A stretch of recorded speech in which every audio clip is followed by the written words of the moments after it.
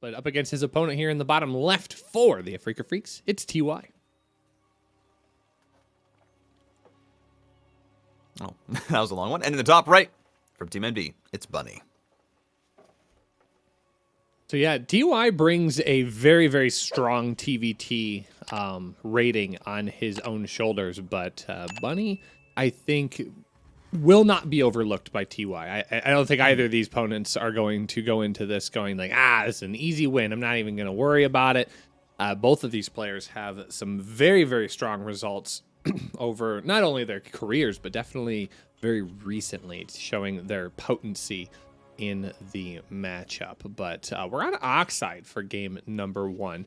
Again, I mentioned earlier that we have a very standard map pool.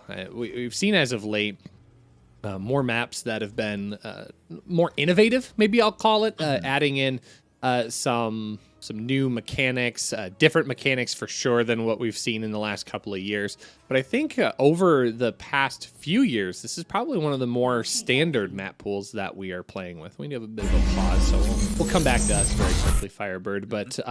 But talk to me about the different types of maps, especially in TVT. Are there going to be any maps that are favored more by our surgical tactical Terrans versus the opposite?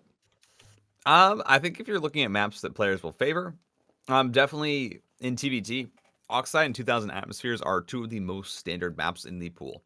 Those are the two maps that a lot of players like if they play defensive, just because of how, I mean, I've had this spiel before. Oxide and 2000 Atmospheres are extremely similar map layout-wise, and it's a very standard layout that a lot of players do like. So I'm not surprised that both of these players did end up choosing Oxide, because it does end up going to a longer game most of the time, just because of how easy it is to defend your first 2 bases, how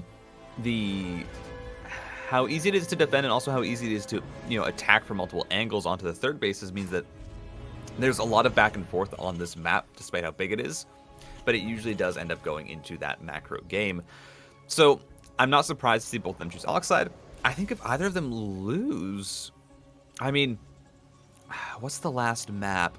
I think there's only one map that they have available to pick, if I'm not wrong. Or can they pick from any map, the loser? I think so.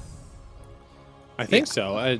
I guess I never thought of it that way. I mean, they can play a maximum of 7 maps. So, interesting. I hadn't thought of it that way. We haven't had any.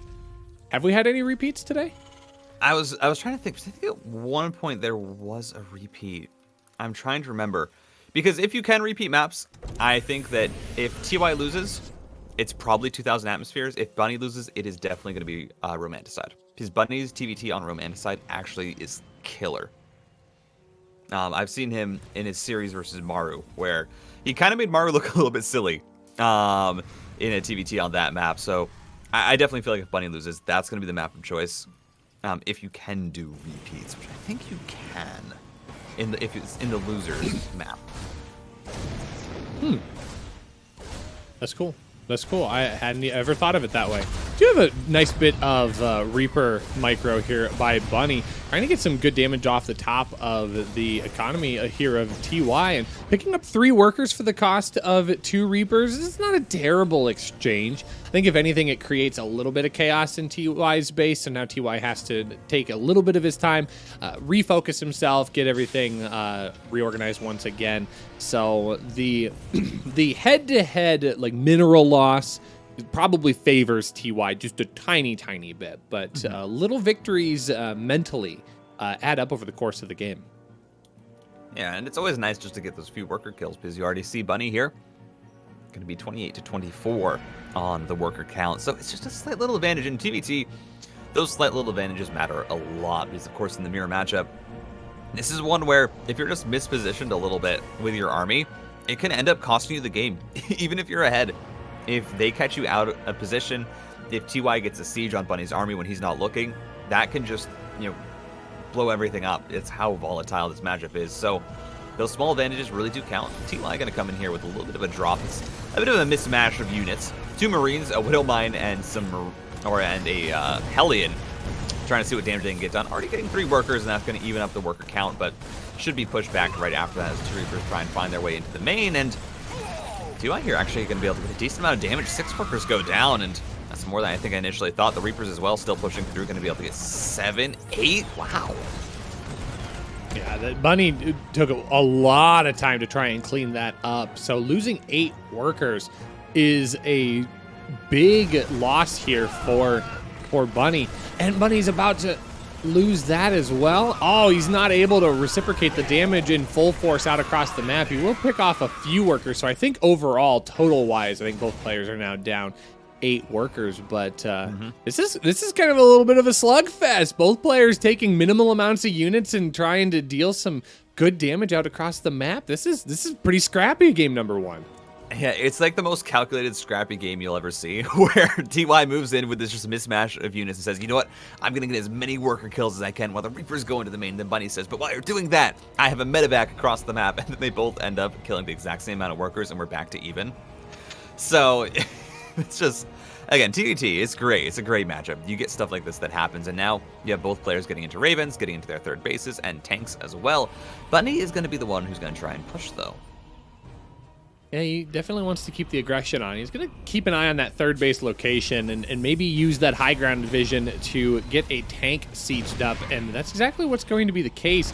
TY's going to have to positionally figure out how he wants to engage on this. The tanks in the natural should have enough here. Oh, a great timing on that tank, getting the tank to unsiege right before the interference matrix gets placed on. So won't have to lose that tank, can reset the position if he wants to, but now TY knows that that's a spot he wants to try and hold, so it's going to keep the tanks there at least to deflect Bunny onto the positioning.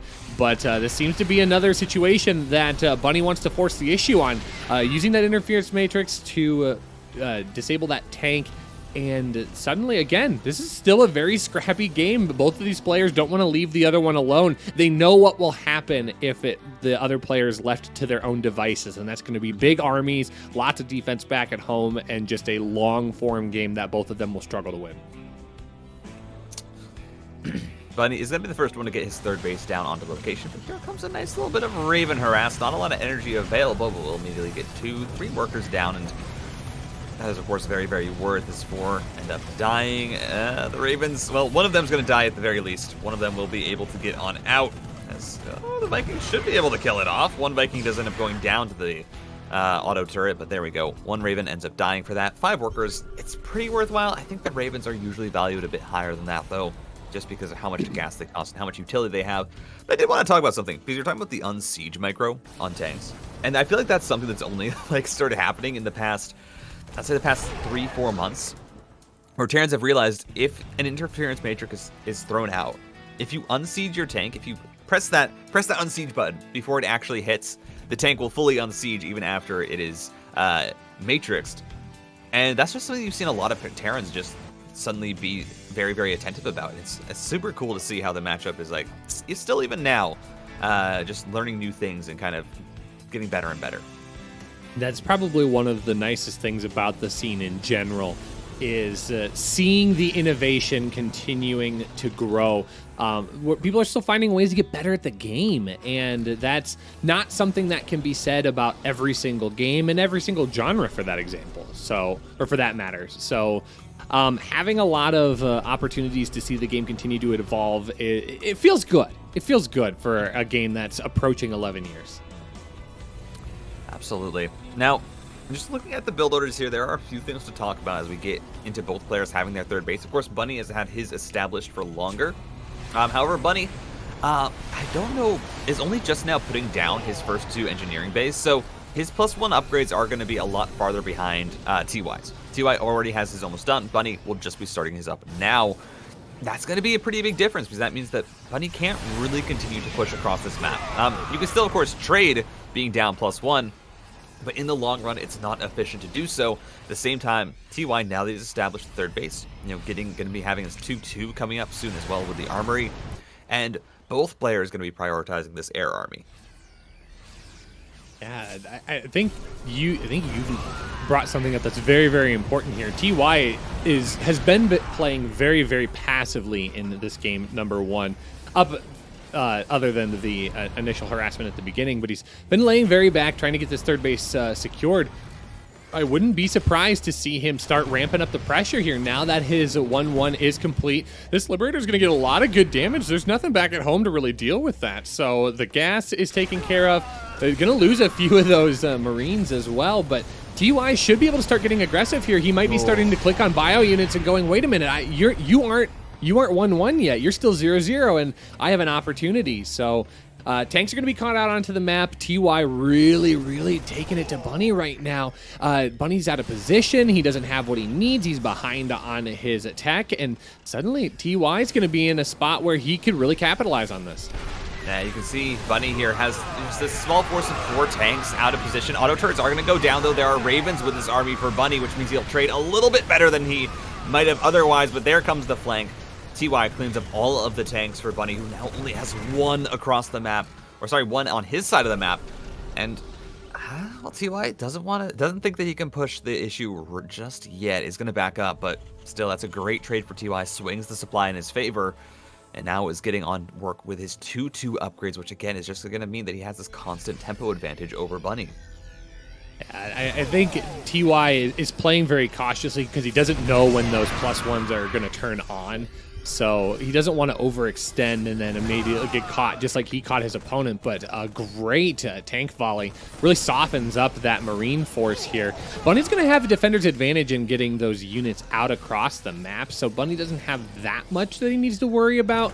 But he can't afford to continue taking losses like this. He's falling behind just a little bit on that army count, 149 to 136 overall. It's not an impossible gap to overcome, but again, TY continues to stay aggressive here. He's bringing the heat over to Bunny's side of the map. Bunny's got a force that's going to push out here, but he's pushing towards a base that doesn't exist just yet, and it's a calculation on whether or not he's left enough back at home to defend. Bunny does have the air army advantage, so those Vikings are going to be able to zone out a lot of the units from TY, as Bunny actually can just stem right up into his natural. This force of Marines going to be able to get a lot of damage, but here comes TY. Doom drop into the main, or into the natural. He says, you try and strike me down, I will do the same to you. SCVs, yeah, you can't really pull them into that, as the natural is lifted up for TY. Tanks now in position for Bunny. Bunny going to be able to take some good trades here at the start. Tanks moving back into position, and TY is not going to be able to really move past this position in the back corner of the natural, and actually loses a lot of Marines there to this tank ball. He doesn't pick up the Marines. That's absolutely massive. Yeah, this ended up being a really good exchange here for Bunny as he leaps ahead in his overall supply. He has to be able to resecure once again, but dealing a lot of good damage out across the map. Bunny's able to defend back at home, and oh, okay, not... All right, just very slow on that tank push. That tank's going to get a lot more value than otherwise we would have mentioned. So TY able to really kind of wrestle a little bit of that back, but it's going to be the war of workers here. 55 to 52 ends up being where we're at right now. Both players taking a little bit of an economic dip, but Bunny moving out to his 4th base. He's already got that on location, so the opportunity to leap forward in economy will be available for Bunny, whereas TY has a lot of work he needs to do. I don't even know if he's started his 4th base yet. Yeah, I don't think TY has. He's been focusing so hard on these upgrades, and the upgrade focus is something that you also see out of Maru, but Maru is also a player who defends. He tries to trade so efficiently that he doesn't need to really replenish his army, and that's where you see TY is a little bit different. Now he's going to siege up again, has more tanks than his opponent, but these Liberators, Bunny just recognized, listen, I have the Viking advantage. You can't push with your tanks. I'm just going to build Liberators because there's no way that you can challenge me in the air. And this is absolutely the right call from Bunny. He's going to be able to hold on to that 4th base and push TY back. That upgrade disparity, as they're pointing out, is going to start to be dangerous. But I don't know if it's going to end up mattering in time, because TY is still trying to do all this on 3 bases, only now places down that 4th. Yeah, it's going to be a question of whether or not Bunny's supply advantage is going to supersede TY's upgrade advantage, because that 3-3 is still going to take a while. But TY is positioning up outside of the natural once again, so there could be a good rally kill right now. And picking off a tank for low cost is going to be really important. He's going to get good positioning, and the one tank of TY off to the side will be able to create a lot of chaos as well. TY's getting a great engagement, and now he is kind of using those upgrades to his advantage as TY's main army is going to swing around here. This is a very brutal situation that Bunny was not prepared for. Yeah, the SCV pull is absolutely necessary to push back those Marines now. The Liberators are up, and that means that Bunny will get the advantage on that siege, but also cancels the 4th from TY, and that's absolutely huge. TY needed that to get up, but now it is TY going to try and drop on top of these tanks, and this will be able to eliminate at least 2 from Bunny. A great play here. It means that the tank's focus fire is split. Now going to stim on top of it. TY taking a massive supply advantage now. He flips the script. The Liberators are still sieged in the main.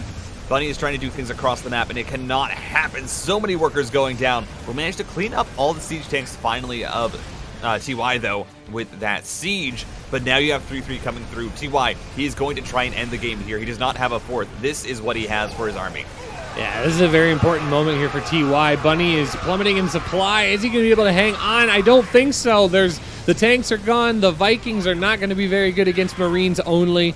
TY is picking things off on the opposite side of the map here. Bunny trying to get some return damage. And now the worker count, it favors our red Terran player. 51-26. He's going to be able to recover this rather well. Units are going to be able to sit on the mineral line here at the 4th base location. It doesn't matter if you've got the planetary protected. I'm going to make sure that you never mine another mineral from this line ever again. 3-3 versus 2-1. It's absolutely brutal. The Marines for Bunny, they just get eaten up and shoot as soon as they try and push across the map. There is no tank here at the 4th base to try and support the planetary fortress. Bunny, he finally took a bad trade. He did such a good job of getting, the advantage to start, but unfortunately that just ended up fading away. He's going to try and push forward with the tanks. Now Bunny does have +1 on his tanks, which is of course very nice. But it's just a situation where supply is continuing to plummet. Here comes the Marines to stim on in. And yeah, that 3-3, man. It does wonders. Upgrades are a good unit there. And TY is showing that in full force. Bunny, unfortunately, I mean, he's out of this game. He's at 50 supply. The couple of tanks are not going to actually make a difference here as, the game's finally going to tap out here. TY, though.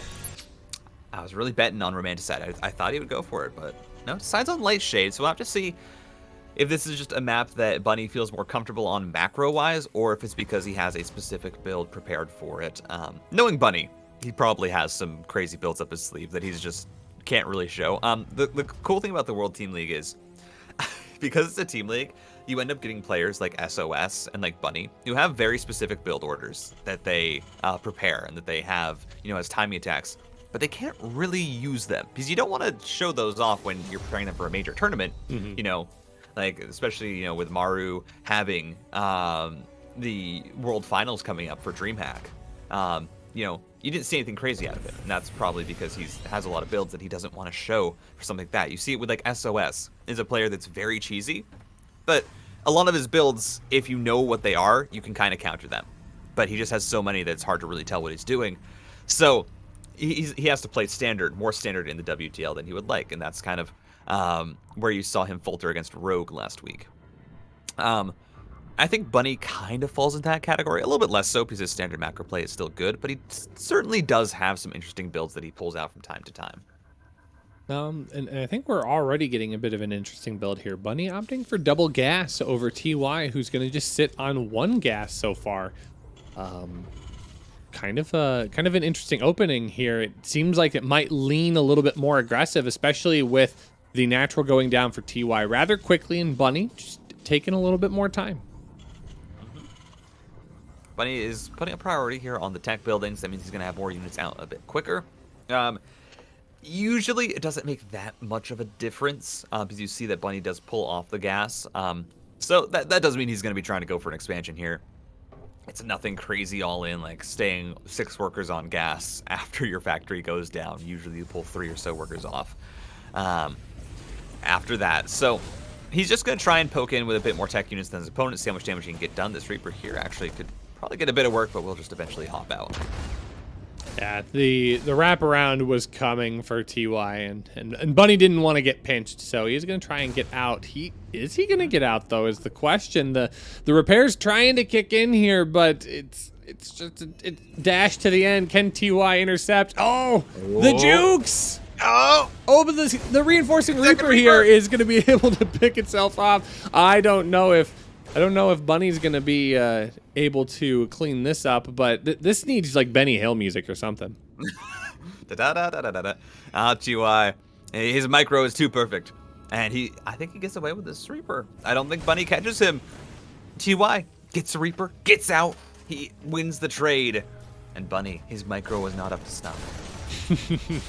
At least not right now. I think Bunny wants to try and change that narrative just a little bit, but you're absolutely right on the tech structures coming up here. Not really over-investing in those factory units, though, right now. So getting a Cyclone out will be important. That will be a good situation for Bunny. Wanting to get aggressive like he did in game number 1.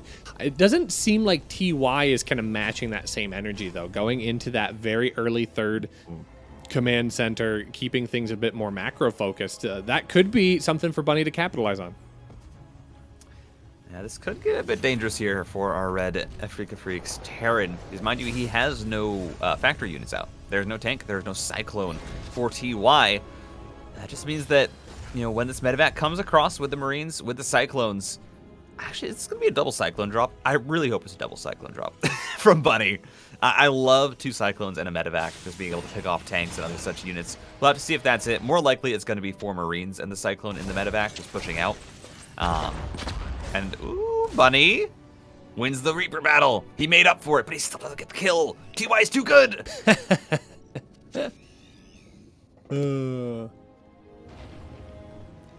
Oh, yeah, this is getting a little dicey here. It's a matter of whether or not TY is going to be able to defend this. He has a slightly less army, but the positioning is going to possibly be what saves TY. But he's going to be able to get a full drop-off in here, though. 8 Marines are going to get a lot of damage done, and it's going to be added damage on the front side of this as well. Right now, things are getting a little dicey for our Red Terran player. The Marines are going to slowly start streaming in, but where are the follow-up units for Bunny? Bunny's not putting any pressure on the front side of that base just yet. Now he is going to come forward, but the tank is in position, and that's what he has to be careful of. The repair will be very, very strong, though. I'm not sure that... Fire. Oh, the repair is going to be enough. So this is not a terrible situation for Bunny just yet, but... sacrifices a lot to try and make that damage happen. He's going to have to build back a little bit, but I think overall he should be okay as he moves forward. Yeah, I think Bunny there was a bit slow on the second lock-on onto the tank. Had he got that second Cyclone locked on, he would have had enough DPS to damage it, but I think he just attack moved, and that's the weird thing about Cyclones is if you just attack move, only one Cyclone will lock onto a unit. Oh my god, that medevac has 3 HP! I mean, it's also only 2 Marines, so... it doesn't really matter if Bunny loses it, but he saves it anyway. He's going to flaunt it in front of TY's face for the rest of the game. But that medevac has a family, FireBird. It wants to fly home and repair the rest of the family back at home. Or not repair, heal the rest of the family back at home. I don't know. If it stays in that dead space, it might just create a family in the medevac with the 2 Marines. That might just be... good for them. I'm pretty happy for that. Yeah, they'll be happy there. They'll be sitting. They'll just have their own life. Because medevac fuel never runs out, apparently. Oh, never mind. The Vikings, they killed them. It's all over. TY, why would you do this to us? So it's going to be more scrappy back and forth here in game number 2. That's going to be great for us as we get to watch this all unfold. But great interferences coming down here. That's going to create a moment, I think... I guess there is no stim just yet, so not going to be able to stim forward to get on top of these tanks, but I don't think it's going to matter. Both tanks will end up falling. So now Bunny has a bit of a positional advantage here. 3 tanks to 1. Again, don't have to be really good at math to know that that's going to work out much better for our blue Terran, and suddenly that third base advantage is going to have to float away for at least the time being. Yeah, and you see that's just massive because TY does not get the unsiege on his tanks. He can't pull them away. to immediately die in that just means that Bunny can actually even continue to push this position. Now, TY is still focusing on those upgrades once again, getting the +1/+1 started, so I really do hope that Bunny can, I really do hope that he doesn't forget his engineering base for as long as he did, like, in the last game, as, well, he's gonna actually think lose the Viking fight here. Oh, what? Huh? GG. GG, What? we're all evened up.